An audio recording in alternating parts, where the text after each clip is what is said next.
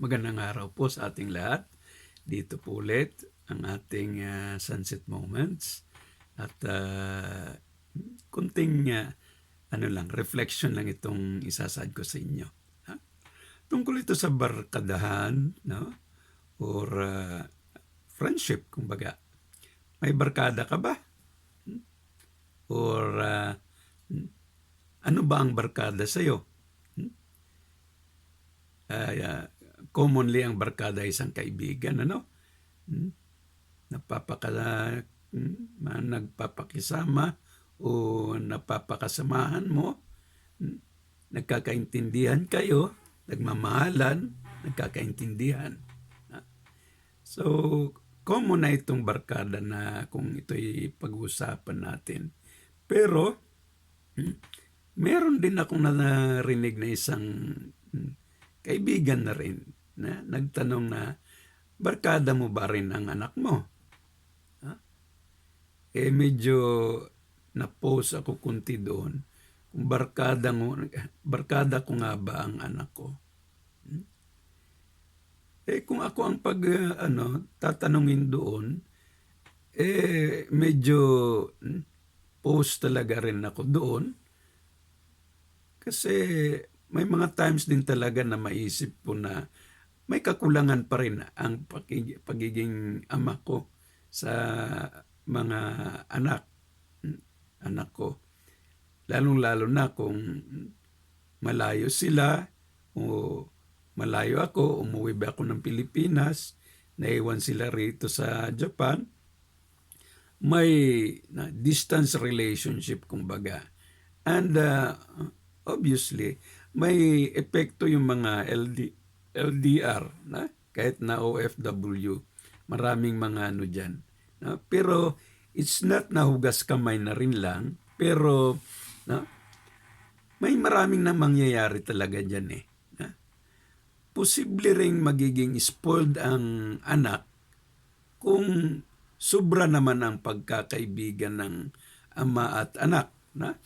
At kung medyo may favoritism ba sa ang magulang sa isang anak, medyo magkakaroon din ng hindi magandang relationship yung magkapatid, kumbaga. Pero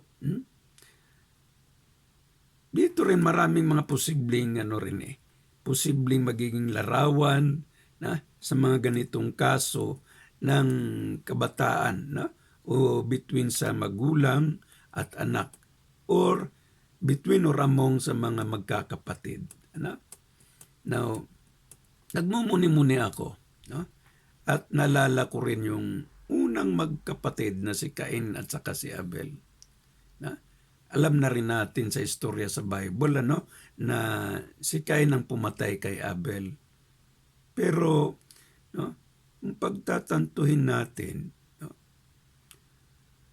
may malaking role din ang magulang sa pagpapalaki ng kanilang mga anak. At of course, sa paglaki ng mga bata, ay alam na rin ng magulang kung ano ang medyo may labis ba o may kulang, or kung hindi, may medyo matigas ang ulo ba, may malambot ba, or kung ano yung mga ugali, personalidad ng kanilang mga anak.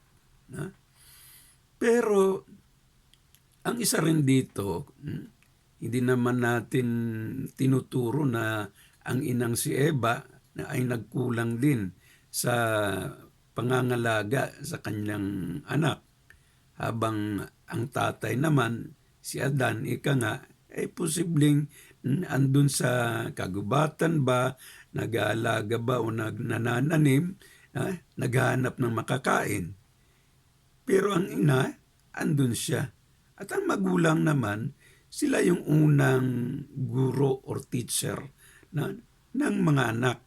Siyempre, wala pa namang eskwelahan noong kapanahonan noon . Unang-unang pamilya pa lang yun. Kaya talagang ang magulang ang mag-guide sa mga anak. Pero dumating sa sabuatan itong dalawang si Cain at saka si Abel. Isipin natin rin na kung napag-aralan o anuhin din ng magulang, magkakaroon ng parang self-discipline o pagkakaroon ng magandang relationship yung dalawang magkapatid. Pero kung hindi rin talaga maganda ang pagdadala ng magulang, medyo posible ring kulang sa pasensya at mahirap magkaintindihan ang dalawa. Pero bakit sumabog?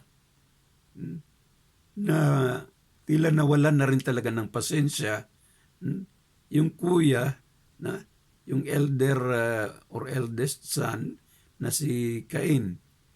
Siguro minura-mura ba niya o natadya-tadyakan muna siya yung kapatid niya. Pero of course very obvious na hindi talaga didiretso sa patayan na lang yan. Mayroong mga problema dyan sa dalawa.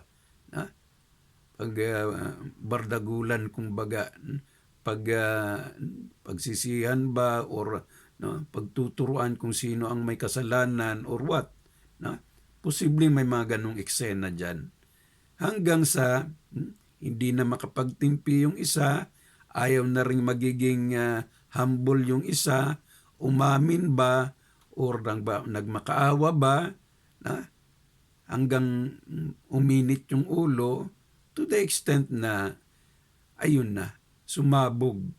Hindi na nakapagtimpi at hindi rin siguro nakita ng magulang. Wala siguro dun si Eva o ang ina, ang tatay. Kaya posibleng nagplano na rin yung kuya. At ayun na. Kumbaga sa larawan o sa sulat sa Biblia, the end. Napatay ni Cain si Abel. Magkapatid. Ang unang murder sa story na o kasaysayan dyan sa Biblia. O sabihin nating patayan sa sangkatauhan dito sa ibabaw ng mundo. Kaya sa atin din, friends, barkada. Ang barkada pwede na, of course, friends natin. Pero meron ding pagkakataon na yung barkada natin ay nagiging kaaway. Kaya barkada, friends, nemes. Friends or enemies. Yun ang masabi natin sa barkada. Merong loyal, meron ding nagkakaroon ng hindi na pagkakaintindihan, nawala ng tiwala, kaya ingatan din natin itong relationship. Pero balikan natin andun yan sa relationship din doon sa unang tahanan o paaralan. Relationship ng unang barkada, ang magulang at ang mga anak.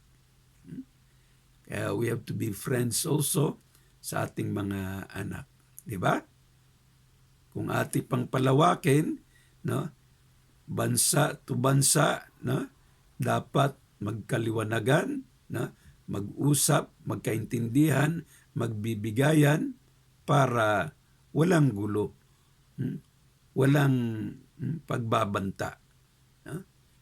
Alam na natin ang mga nangyayari sa kapaligiran natin, sa ating buong mundo, maraming bangayan. Pero sa ating pag mumuni-muni, makita talaga natin ang bottom line talaga dito, doon sa pamilya. Dito nagsimula ang mga larawan, mga iba-ibang kulay na relasyon sa ating sangkatauhan.